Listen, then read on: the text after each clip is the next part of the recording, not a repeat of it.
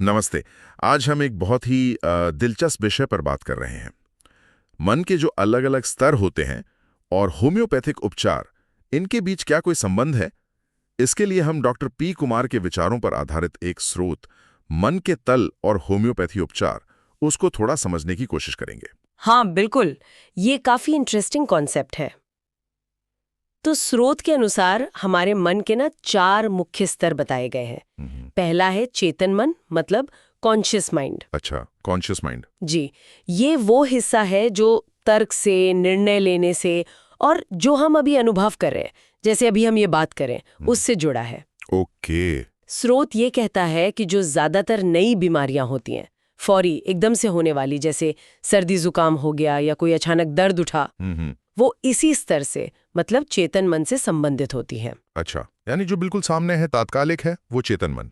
ठीक है, तो फिर अगला स्तर कौन सा हुआ? हाँ, दूसरा है अवचेतन मन, जिसे सबकॉन्शियस माइंड कहते हैं। Subconscious mind, okay. यहाँ हमारी आदतें, हमारी यादें और भावनाएं, जैसे डर है, गुस्सा है या कोई पुरानी पसंद नापसंद, वो सब यहाँ स्टोर होती हैं, जमा होती हैं। और स्रोत के मुताबिक जो पुरानी बीमारियां हैं, क्रॉनिक डिजीजेस जिन्हें कहते हैं, खासकर वो जिनका कहीं ना कहीं भावनाओं से गहरा संबंध लगता है, अच्छा, वो बीमारियां इसी अवचेतन स्तर से जुड़ी हुई मानी जाती हैं। मतलब हमारी आदतें और जो भावनाएं हैं दबी हुई भी, वो लंबे समय में सेहत पर असर डाल सकती हैं। ये तो सोचने वाली बात है। बिल्कुल।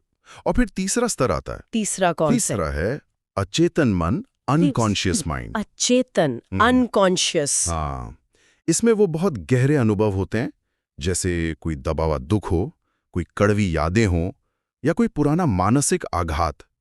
ऐसी चीजें जिन्हें हम शायद जानबूझकर या अनजाने में दबा चुके हों।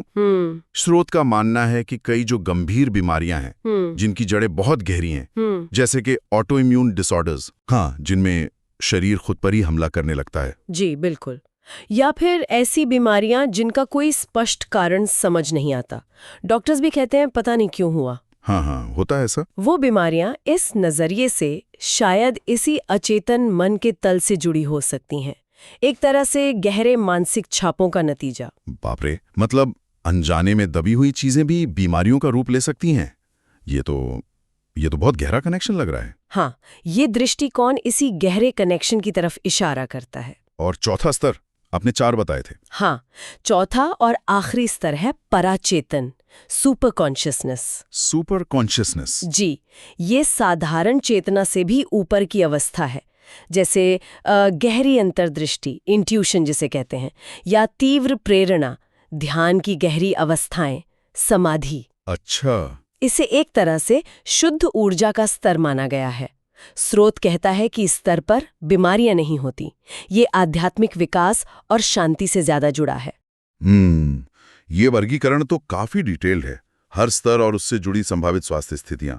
पर अब सवाल ये है कि इस समझ का उपचार में इस्तेमाल कैसे होता है? मतलब ठीक है, पता चल गया कि बीमारी शायद अचेतन मन से जुड़ी है, पर फिर? हाँ, अच्छा सवाल है। स्रोत बताता है कि डॉक्टर पी कुमार और उनकी टीम क्या करती है।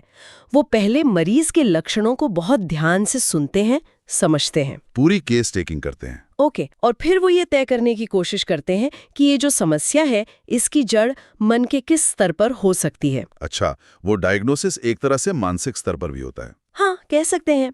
लक्षणों का पूरा विश्लेषण करके फिर वो एक खास होम्योपैथिक दवा चुनते हैं और उसकी सही पोटेंसी। पोटेंसी, इसका ठीक मतलब क्या होता है होम्योपैथी में? दवा की शक्ति। हाँ बिल्कुल, पोटेंसी मतलब दवा की शक्ति या कह लीजिए उसकी तीव्रता।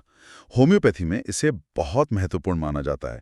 सही दवा के साथ सही पोटेंसी चुनना जरूरी है। और ये दवा और पोटेंसी फिर काम कैसे करती है, क्या करती है वो? देखिए, इसके पीछे जो विचार है वो ये है कि सही दवा और सही पोटेंसी व्यक्ति की जीवनी शक्ति, मतलब वाइटल फोर्स, शरीर की अपनी ऊर्जा। हाँ, शरीर की अपनी आंतरिक उपचार करने वाली ऊर्जा, उसको वो दवा एक तरह से फिर से जगाती है, सक्रिय करती है। अच्छा, माना जाता है कि ये जो जीवनी शक्ति कहीं रुकी हुई है या बाधित है, उसे ये दवा फिर से गति देती है। और जब ये ऊर्जा सही से बहने लगती है, तो शरीर खुद ब खुद अंदर से गहरी और पुरानी बीमारियों को भी ठीक करने की दिशा में काम करना शुरू कर देता है। स्रोत इस प्रक्रिया को होम्योपैथी में क्वांटम हीलिंग के फायदों से भी जोड़ता है।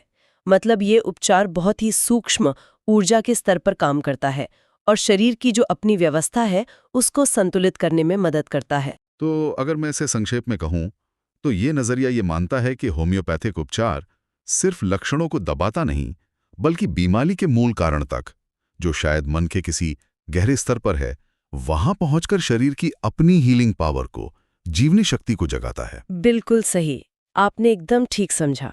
और यहाँ सबसे आकर्षक बात मेरे ख्याल से ये है कि ये हमारे मन, हमारी भावनाओं और हमारे शारीरिक स्वास्थ्य के बीच एक बहुत ही गहरे और अक्सर अनदेखे रिश्ते की तरफ इशारा करता है। हाँ, ये हमें सिर्फ शारीरिक लक्षणों के इलाज से आगे सोचने पर मजबूर करता है कि शायद जड़ कहीं और गहरी हो सकती है। वाकई ये बात सोचने पर मजबूर करती है कि हमारे जो अनकहे विचार हैं, हमारी जो भावनाएं हैं, जिन्हें हमने शायद कभी व्यक्त नहीं किया या दबा दिया, हमारे मन की वो गहराइयां, उनका हमारे शरीर पर, हमारी सेहत पर वास्तव में कितना गहरा असर हो सकता है, शायद उतना जितना हम सोचते भी नहीं। बिल्कुल। ये एक सवाल है जिस पर मनन किया जा सकता है।